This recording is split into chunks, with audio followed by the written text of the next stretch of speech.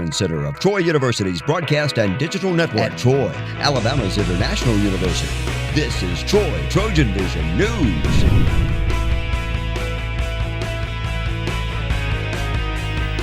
Hello and welcome to Troy TrojanVision News for August 24th, 2016. I'm Nathaniel Rodriguez. And I'm Samantha Charles. Thank you for joining us this evening.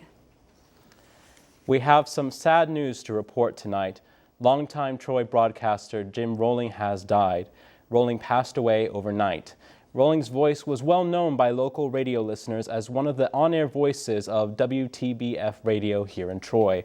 Rolling was one of the owners of the station as well.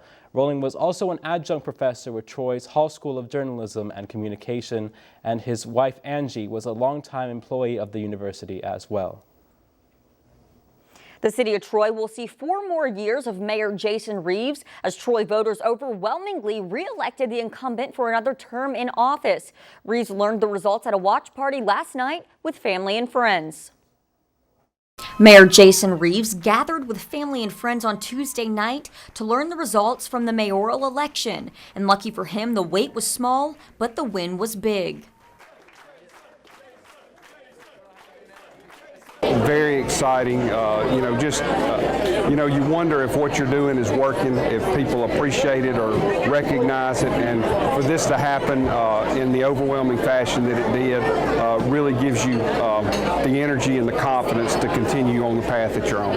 The room was full of excitement as incumbent Mayor Jason Reeves got a big win. After the results of Tuesday's election, he will be serving the city of Troy for 4 more years. I don't get to take tomorrow off because I'm going to be working on economic development, tomorrow. So just keep the city moving forward with jobs, with growth, with retail, working with the university to take advantage of that resource. It's growing by leaps and bounds. It's helped here. We're going to continue to do what we've done on the square and create this wonderful atmosphere down here. So those are some of the things that we're working on, and we want to continue to move the city forward and bring the community together. And as for why this election meant so much, I'm a Troy boy. I grew up here. I love this community, and I want to make it a place that my children can live, that people don't have to leave, that they can come home to or stay in, and that's what's important to me, and that's why I do this job. The only other contested municipal race is yesterday. DeGeraldine Henderson was re-elected to represent District 5 on the City Council, and Robert Jones was elected to represent District 1. Applications are now available for open seats in the Student Government Association Senate. Any students who feel they may be interested in running for one of the spots will have the chance to learn about what the job entails at an interest meeting tomorrow afternoon. The SGA hopes that the students will take advantage of the meeting before deciding on filing their application. The SGA Senate meeting will be tomorrow at 5 p.m. in Trojan Center, room 224. Applications for Senate are due by next Wednesday. I think it's really important because when you run for SGA, I think a lot of people have a lot of different backgrounds in what SGA means. They come from different high schools or different community colleges, and so when they come, a lot of SGAs do a lot of different things. And so when you join an organization, you always want to know, what are the expectations? What am I supposed to be doing? And so hopefully at this meeting, we're able to give them more in depth, and that students are wanting to know what they're getting into.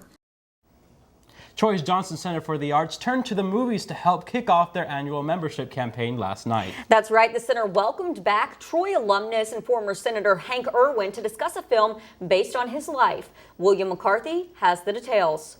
Troy students heard how the movie Woodlawn was made Monday night. Now, Pike County residents got their chance to hear how it was made at the Johnson Center for the Arts during their 2016-2017 membership campaign. Executive Director Vicki Pritchett wanted to bring something special to the first event, and what would be better than talking about Woodlawn itself from the man who saw it all. When I thought about a special speaker for our kickoff event, I was really interested to find out about the making of the movie, and what a better opportunity to talk about cinematography than with Hank and Sheila Irwin, whose life was made into a movie by their 2 sons, and they got to see the movie made and how they made it. What many people don't know about Irwin is that he is a Troy graduate. Irwin shares some of his experiences at Troy and how those experiences helped him to inspire Woodlawn.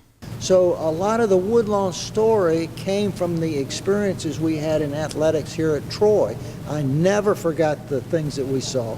And then when I went to Woodlawn and presented the challenge to them, it was because of what I had seen during my days at Troy. So Troy is always special, and it's in the, if you might say, it's in the DNA of the movie Woodlawn, because what we had at Woodlawn started here at Troy. Woodlawn has some inspiration from Troy alumni, and for Irwin and Preachit, they were a part of the revival that helped inspire the movie itself. He called in all of his friends and all the people that had been coming to the prayer meeting, and myself and my future husband and Hank's future wife showed up and decided we would help make a revival happen. And it was that revival that we had on campus at Troy University that kind of launched Hank in the story and in the path of Woodlawn. William McCarthy, Troy, TrojanVision News. If you're interested in participating in this year's membership drive for the Johnson Center of the Arts, you can find out more information by visiting their website at tpcac.org. Now, the latest in Trojan sports on Troy TrojanVision News.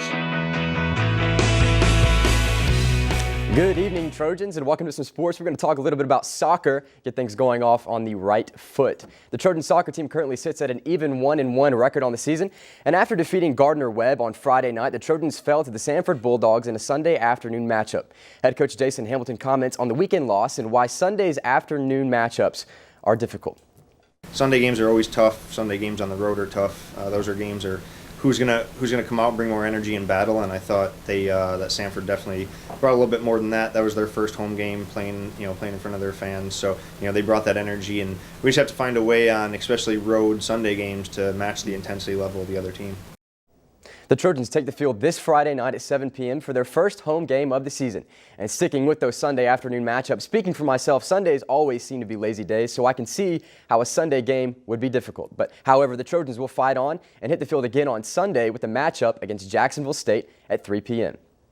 And as the soccer team prepares to take the field for the first time this season, the Trojan volleyball team is gearing up for its first game of the season as well. The Trojans will take the court in Johnson City, Tennessee this Friday at 3 p.m. against the USC Upstate Spartans. Head coach Sonny Kirkpatrick says the beginning of each volleyball season brings its own little magic, and that after an intense training camp of practicing 3 times a day, the Trojans are now a new team with a few changes and a team that can't wait to take the court.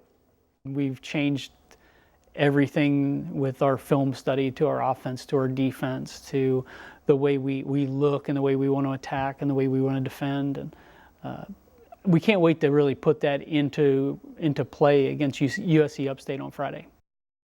Once again, Friday's game against the Spartans will begin at 3 p.m., but Trojans won't stop there, but instead they'll turn around on Saturday with a doubleheader. Now, Saturday's first game will begin at 9:30 against Austin Peay, and the second game will begin at 12 against East Tennessee State University. And since it's the season for the beginning of seasons, mark your calendars for September 3rd as the Trojan football team takes on Austin Peay in the first game of the season. Fall camp is now over, and as the Trojans inch closer and closer to that first Saturday in Veterans Memorial Stadium, one Trojan on the defensive side of the ball shares how the defense is shaping up. Defensively, we in a pretty good position. It's still a lot of little things that we need to clean up to be a great defense. We have the possibility of being at least a top 25 defense in the country. It's just a little thing we got to fix and put those missing pieces to the puzzle together, and we'll become a better defense. Once again, the Trojans will take the field on September 3rd.